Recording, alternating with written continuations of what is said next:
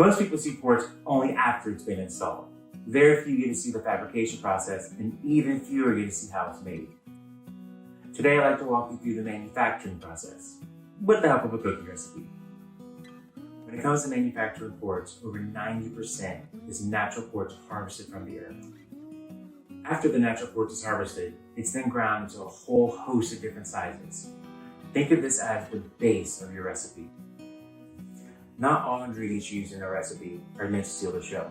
The majority of them are meant to lay the foundation for a wonderful end product. After a really solid foundation, we put in those larger size quartz. These are the showstoppers. Just like quartz, it's these special moments, these ingredients that really make it shine. So think of those chips as larger size quartz, and these are what create the design. So we can mix and match color, size, texture, and really create what we want. I hope you enjoyed learning a little bit more about the basic manufacturing process of quartz. If you have any questions, please leave them in the comments below, and you never know, we may be answering it in an upcoming customer Q&A. Have a great day.